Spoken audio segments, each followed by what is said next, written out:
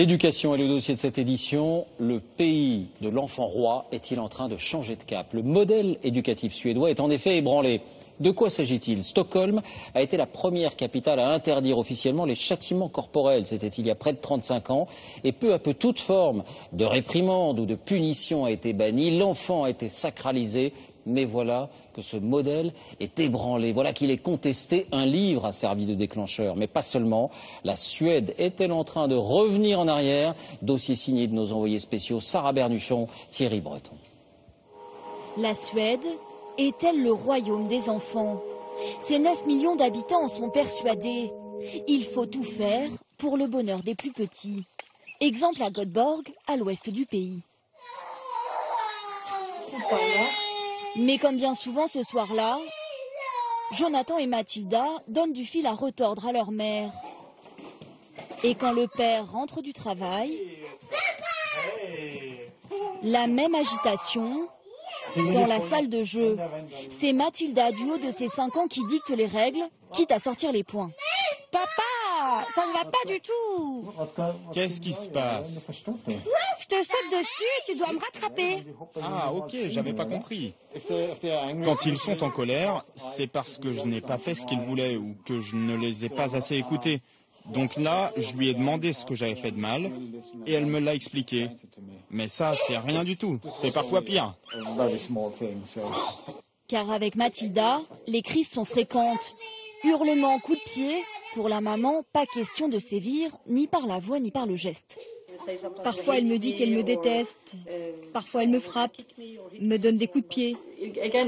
C'est ma responsabilité de ne pas me comporter comme une enfant, mais comme une adulte, et donc de ne pas les blesser.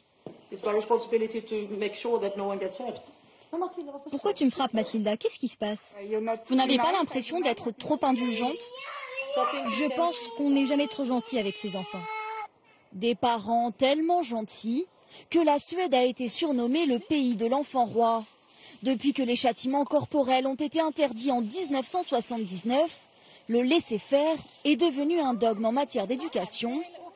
La France, elle, fait figure de pays barbare. Je pense que c'est totalement hallucinant que cela soit toujours autorisé de frapper les enfants. Dans mon monde, je ne vois pas comment c'est encore possible de donner une fessée. Mais l'éducation à la suédoise n'est-elle pas allée un peu trop loin?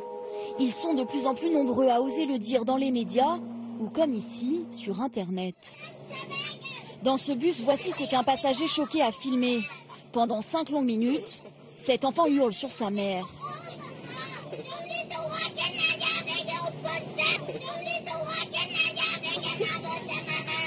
Elle reste impassible et se contente de lui caresser la tête, sous le regard imperturbable des autres passagers.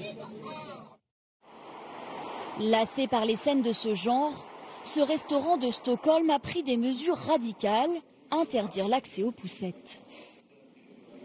Nous avions beaucoup d'enfants qui couraient sur ces étagères, qui tapaient sur les fenêtres, qui couraient partout et dérangeaient les clients qui travaillaient. Ils cassaient tout. C'est pour ça qu'à un moment, nous avons décidé de dire stop. Mais la charge la plus virulente est venue de ce psychiatre. Dans un ouvrage, il dénonce la prise de pouvoir des enfants. Selon lui, cette éducation serait même un danger pour la société.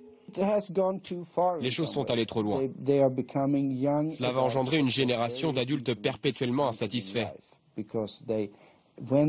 Quand ils vont grandir et qu'ils ne pourront plus avoir tout ce qu'ils veulent, ils ne comprendront pas.